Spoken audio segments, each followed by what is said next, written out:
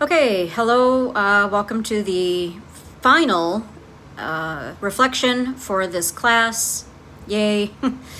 Unit number 14, last one. So, my take on teachers' voices, so this is really interesting, where it says there is widespread agreement on the importance of evidence-based practices on page 3. I wish that was the case for college as well. I have noticed that a lot of classes give you the theories, but you don't actually get to use them in a classroom. Getting PD, professional development, in an area unrelated to what you will do or teach is useless. Okay, so this article argues that SRSD has been proven to be effective in professional development for teachers. Cool. I'm going to offer my 2 cents on why teachers don't incorporate more writing and writing strategies into their classroom. Yes, it's true. They weren't prepared in teacher prep programs, but it goes farther than that. No one shows you how to write an entire plan and pacing guide for an entire school year. I know teachers who just continually recycle the same things they did year after year with few modifications. Why? Because it worked. After years of making mistakes and struggling, that doesn't help the first-year teacher, though. No one tells you how to do it. We get a bit of unit planning, but we never learn how to connect unit to unit and not duplicate activities that will make the kids bored. And there, to me, is the other piece of the puzzle. Kids today are bored. They are bored of being in school. They are bored with the way they are learning. Maybe elementary school teachers aren't prepared enough because they have to teach too many subjects. Why do they teach all the subjects instead of having other teachers come into the room? That way, an English teacher can focus on reading, writing, and spelling while the math teacher worries about math. In the meaningful writing opportunities, the J Adolescent one, we did a dialogue journal with a couple of the kids in middle school last year. It seemed to be pretty successful, but I'm not sure. I only observed the work after it had been completed, but it is an E&L strategy. Wow. I've only ever heard code switching used as a term for African Americans, never for E&Ls. The problem with the dialogue journal for the students last year was that they were all written in English. I would think a better approach would be for the E&L student to write in both their native language and English as they are learning. They can add new words they've learned to the dialogue, but still converse in their native language. I've said this countless times before. And the article does that too, that teachers only teach English and don't encourage other language use. I find it helpful to model thinking aloud while writing. We did an exercise in my writing class this semester. It's hard for many of us to talk as we write, but modeling it for students helps them to see that their process for writing isn't weird or defective.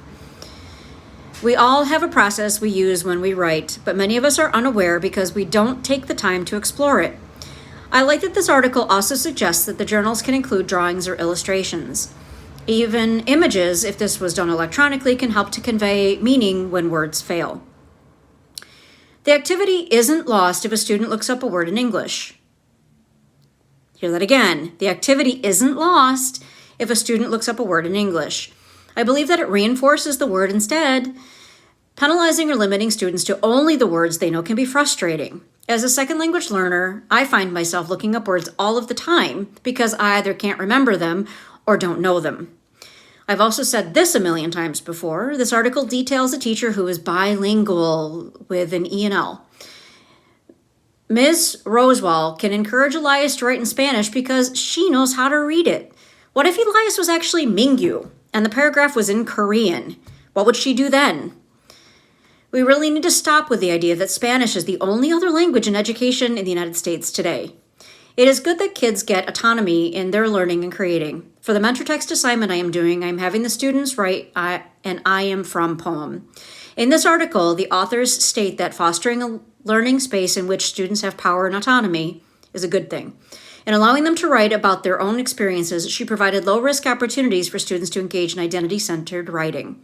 By allowing students to integrate out-of-school experiences into their writing, she provided students with opportunities to author their own narratives by sharing what they wanted, when they wanted, and in the language they wanted. That was my edition, page 528. Let's see, bringing powerful writing strategies into your classroom article. I wrote down the SRSD steps again. The writing for multiple, I also made notes on the writing for multiple purposes, producing and publishing well, using writing to build knowledge, and applying writing to extend and facilitate learning in a range of discipline-specific subjects as well as across purposes and audiences. I thought what was also important in this article is when the authors stated that skilled writing is complex, requiring extensive self-regulation of a flexible, goal-directed problem-solving activity. In addition to basic skills, students must also develop knowledge about the writing process, genre knowledge, and strategies for writing and self-regulating the writing process. Page 539. That's obviously why we're using mentor texts as well, because it's in genre writing. I think this is probably the most important thing this article can say. It is the rationale, the justification, the impetus to use SRSD in the classroom. When we give students a writing prompt, we sort of explain why they're writing. Here's the trouble. We don't ask them to explain their own reason for writing. The authors suggest that SRSD is a process of goal setting, self-assessment, self-instructions, self-reinforcement. Page 539. The common factor here is self. We can ask students to perform metacognition all day long. Why and how do you think the way you do? That's great. But we rarely ask for their input on making those goals for themselves. Maybe it's time we start. Bye.